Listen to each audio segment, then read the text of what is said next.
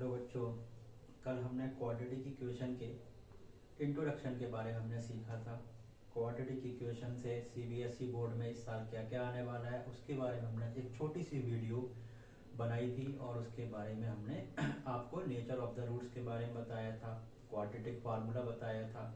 आज हम important question करने जा रहे हैं सीबीएसई बोर्ड के अपकमिंग एग्जाम के लिए।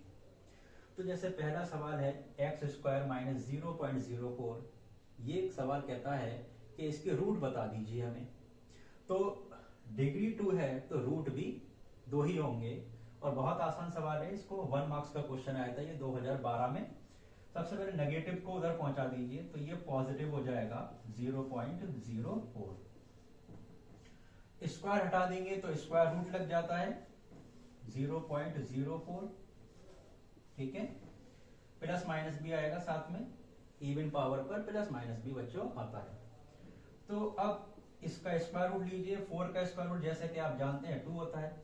डेसिमल इसमें 2 प्लेसेस के बाद है तो अब एक प्लेस के बाद डेसिमल हो जाएगा स्क्वायर रूट में और प्लस माइनस आ जाएगा।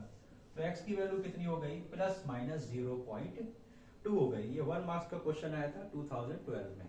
ठीक है, तो अब हमें रूट निकालना हमने सीखा कि क्वाड्रेटिक का रूट कैसे पता करते हैं।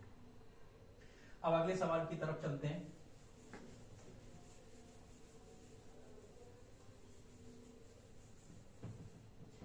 ठीक, अगला सवाल है हमारा find the nature of the roots. Nature of the roots 3 तरीके का होता है।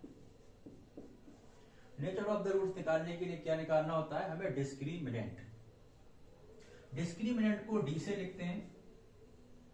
ठीक, डिस्क्रिमिनेंट का फार्मूला है बी स्क्वायर माइनस 4ac।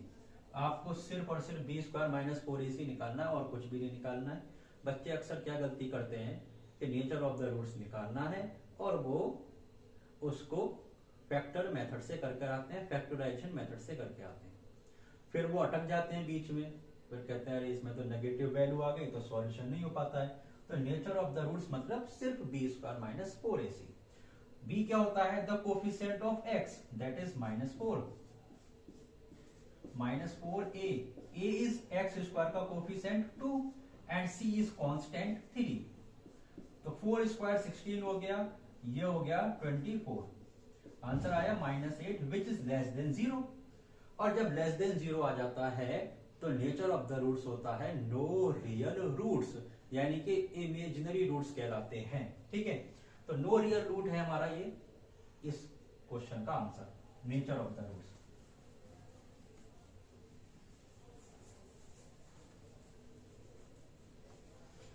अगला सवाल हमारा है k की वैल्यू बता दीजिए। अगर इक्वेशन है हमारे पास x square plus 4x plus k का ये सवाल 100% आएगा बोर्ड एग्जाम में। एमसीक्यू 20 एमसीक्यू आने हैं, 100% आएगा।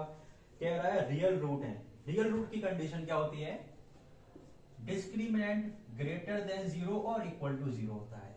रियल रूट लिखा हुआ है सिर्फ, अगर सिर्फ रियल एंड डिस्टिंक्ट होता तो ये इक्वल का साइन नहीं आता। अब सिर्फ रियल लिखा हुआ है तो इक्वल टू 0 वाले और ग्रेटर देन 0 दोनों ही रियल के केस होंगे। तो d की वैल्यू लगा देंगे b square minus 4ac greater than और इक्वल टू 0।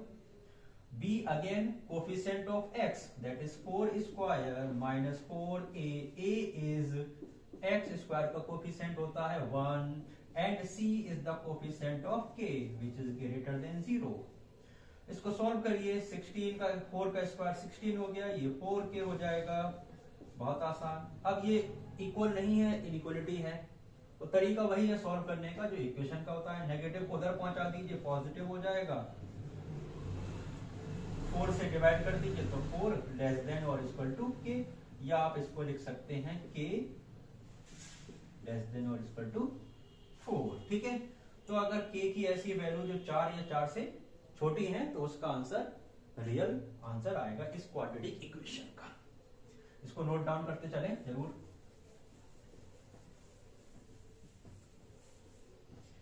ठीक, अगले क्वेश्चन की तरफ बढ़ते हैं। अब कह रहा है find the value of k।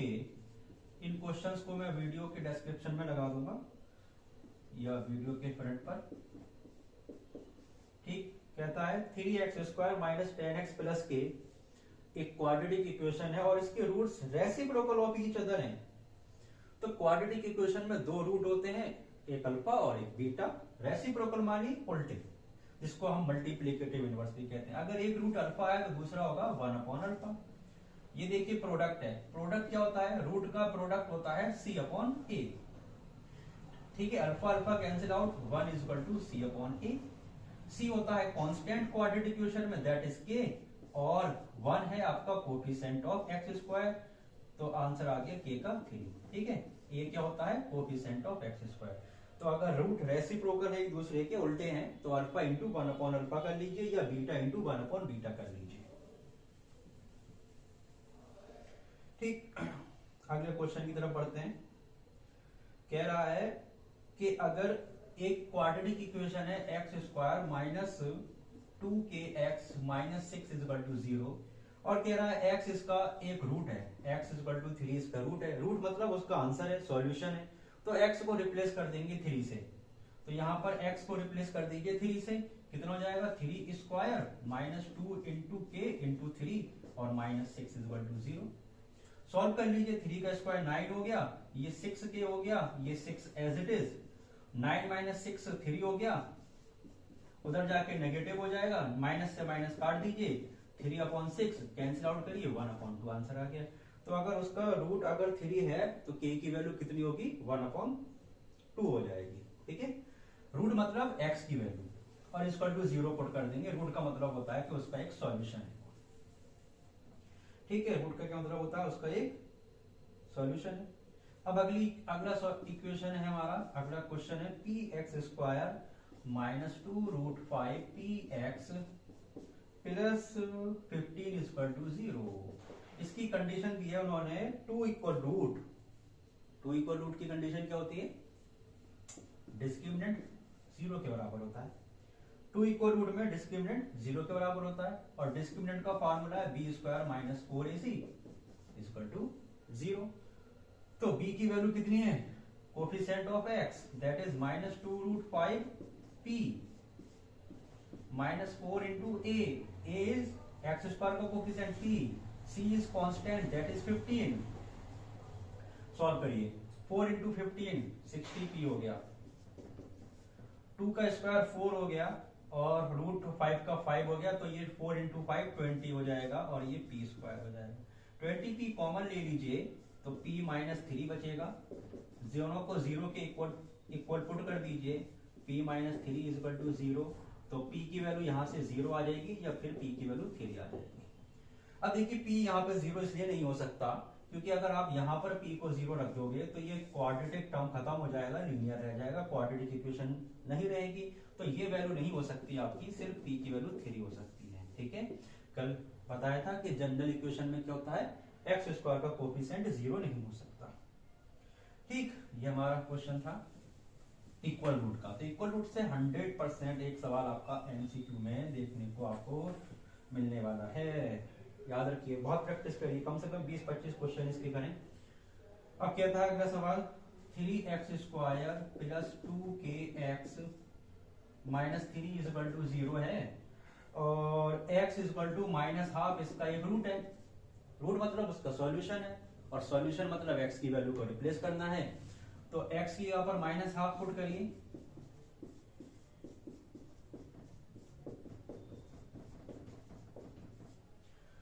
To का स्क्वायर 4 हो गया, दैट इज 3/4 हो गया। ये 2 से 2 कट गया तो -k हो गया, -3 = 0। k को उधर भेज दीजिए, नेगेटिव से पॉजिटिव हो जाएगा। इसको सॉल्व करिए, 3 - 12/4 हो गया ये एलसीएम लेने पर। तो अब k = कितना हो जाएगा? -9/4 हो जाएगा आपका आंसर। ठीक है,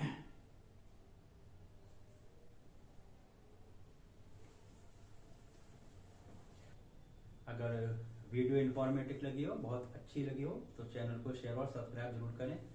और ये क्वेश्चंस आपके बहुत आवश्यक और इम्पोर्टेंट हैं आपके सीबीएसई बोर्ड एग्जाम के लिए भी और यूपी बोर्ड के एग्जाम के लिए।